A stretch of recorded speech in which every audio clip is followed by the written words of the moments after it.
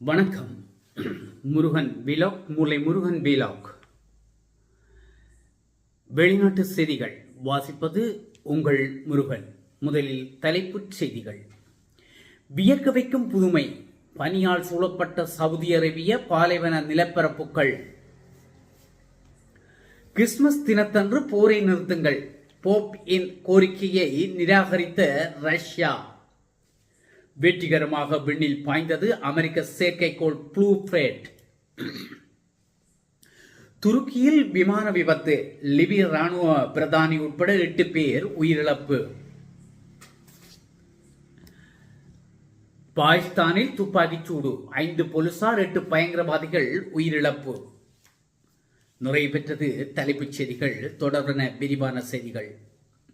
கடுமையான வெப்பம் மற்றும் பரந்த பாலைவன நிலப்பரப்புகளுக்கு பெயர் பெற்ற நாடான சவுதி அரேபியா அசாதாரண குளிர்கால அத்தியாயத்தை அனுபவித்து வருகின்றது. பனிப்பொழிவு, கனமழை மற்றும் கடுமையாக வீழ்ச்சி அடைந்த வெப்பநிலை நாட்டின் பெரும்பகுதிகளை தற்சமயம் ஆக்கிரமித்துள்ளது. இது குடியிருப்பாளர்களை ஆச்சரியத்தில் ஆழ்த்திய வேளையில் பாதுகாப்பு ஆலோசனைகளை தூண்டுவதற்கும் வழிவகுத்தது. பனிப்பொழிவானது சவுதி அரேபியாவின் தபூக் மாகாணத்தில் உள்ள மலைத்தொடர்களின் தோற்றத்தை வியக்கத்தகு முறையில் மாற்றியுள்ளது. குறிப்பாக ஜெபல் அல்-அஷிஸ் உள்ள ரோஜனா உட்பட சுமார் 2600 மீட்டர் உயரம் கொண்ட மலைப்பகுதிகள் பனியால் மூடப்பட்டிருந்தன.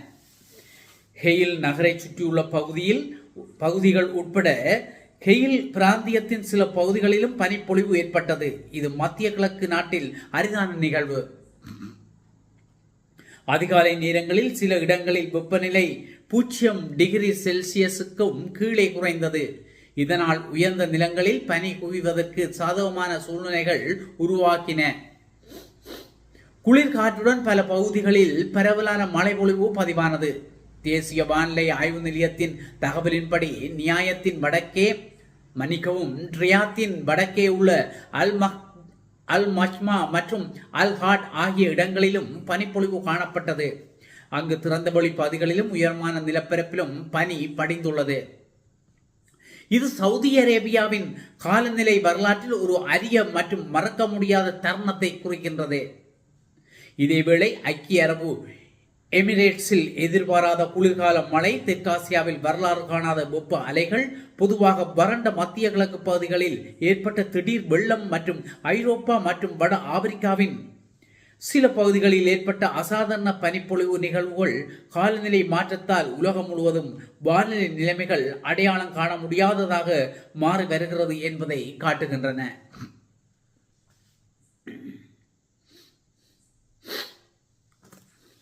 கிறிஸ்துமஸ் தினத்தன்று போர் நிறுத்தம் செய்யுமாறு விடுத்த கோரிக்கையை ரஷ்யா நிராகரித்திருப்பது வேதனை அளிப்பதாக போப் 14வது லியோ தெரிவித்துள்ளார். கிழக்கு ஐரோப்பிய நாடான உக்ரைனுக்கும் ரஷ்யாவுக்கும் இடையே கடந்த 2022ஆம் ஆண்டு பிப்ரவரி முதல் போர் நடைபெற்று வருகிறது. இதனை முடிவுக்கு கொண்டுவர அமெரிக்கா உள்ளிட்ட பல்வேறு நாடுகள் தீவிரமாக முயன்று வருகின்றன. அமெரிக்கா உள்ளிட்ட நாடுகளின் கடும் எதிர்ப்பையும் மீறி ரஷ்யா உக்ரைன் மீதான தாக்குதலை தொடர்ந்து வருகிறது.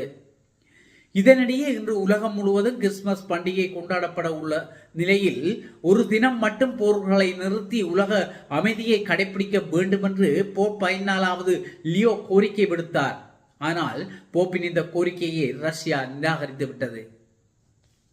இதனால் வேதனை அடைந்த போப் 14வது லியோ ரோமிற்கு அருகே உள்ள காஸ்டல் கண்டால்ஃபோ இல்லத்தில் செய்தியாளர்களை சந்தித்து பேசினார். அப்போது அவர் கூறியதாவது: கிறிஸ்துமஸ் தினத்தன்று போர் நிறுத்தம் செய்ய வேண்டும் என்ற கோரிக்கையை ரஷ்யா நிராகரித்திருப்பது எனக்கு வேதனை அளிக்கிறது. எங்கள் கடவுளின் பிறந்த நாளில் குறைந்தபட்சம் ஒரு நாளாவது சமாதானத்தை கடைபிடிக்க வேண்டும் என்ற நல்லெண்ணம் கொண்ட அனைவருக்கும் மீண்டும் கோரிக்கை விடுகிறேன். இந்த கோரிக்கையை அவர்கள் கேட்பார்கள் என்று நம்புகிறேன். உலகம் முழுவதிலும் 24 மணி நேர சமாதானம் நிலவும் என்ற நம்பிக்கை எனக்கு இருக்கிறது. இவ்வாறு அவர் கூறினார். இந்த மாதத்தின் தொடக்கத்தில் போப் 14வது லியோ உக்ரைன் ஜனாதிபதி வோலோடிமிர் ஜெலன்ஸ்கியை சந்தித்திருந்தமை குறிப்பிடத்தக்கது.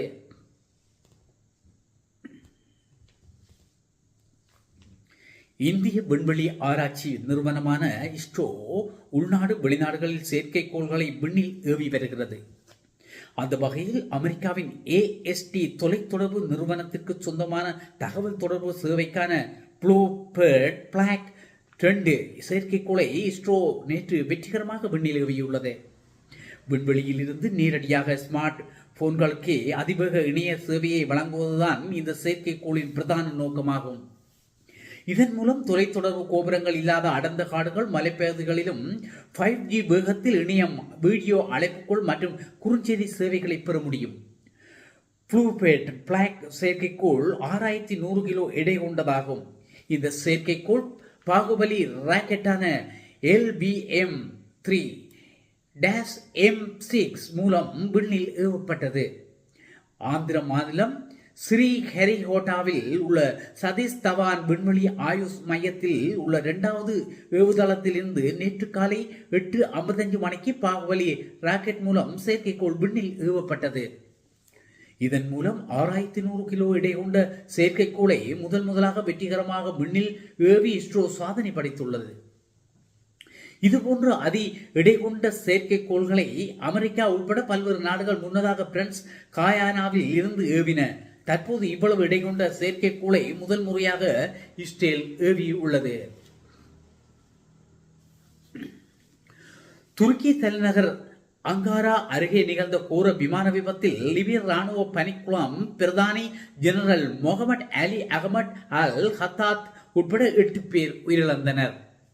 நேற்று முன்தினம் இரவு அங்காராவின் எஷன் போகா விமான நிலையத்தில் இருந்து லிபிய தலைநகர் திரிபோலி நோக்கி புறப்பட்ட தஷால்ட் போல்கன் 50 ரக தனியார் ஜெட் விமானம் புறப்பட்ட 40 நிமிடங்களில் ரேடர் தொடர்பிலிருந்து துண்டிக்கப்பட்டது. இந்த விபத்தில் அல்ஹத்தாத் உடன் பயணம் செய்த 4 உயர்மட்ட ராணுவ அதிகாரிகளும் 3 விமான குழுவினரும் சம்பவ இடத்திலேயே பலியாகினர்.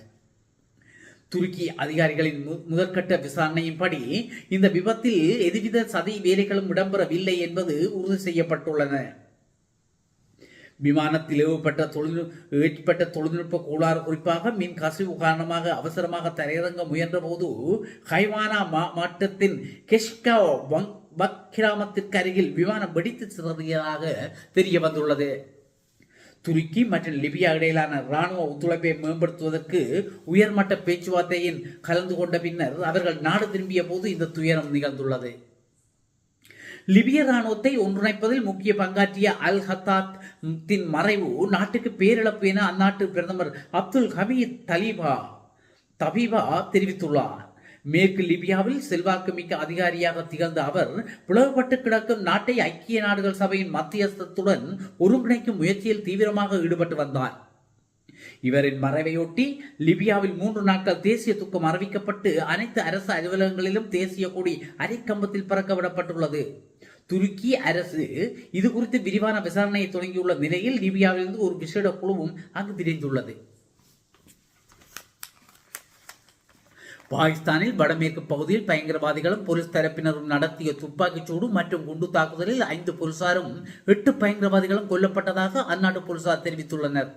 நேற்று முன்தினம் செவ்வாய்க்கிழமை பாகிஸ்தானில் கைபர் பக்துன்குவா மாகாணத்தில் கராக் மாவட்டத்தில் நடத்தப்பட்ட இத்தாக்குதலில் 5 போலீசார் கொல்லப்பட்டதாக அந்நாட்டு உள்துறை அமைச்சர் மொஹ்சின் நக்வி அறிக்கை வெளியிட்டுள்ளார்.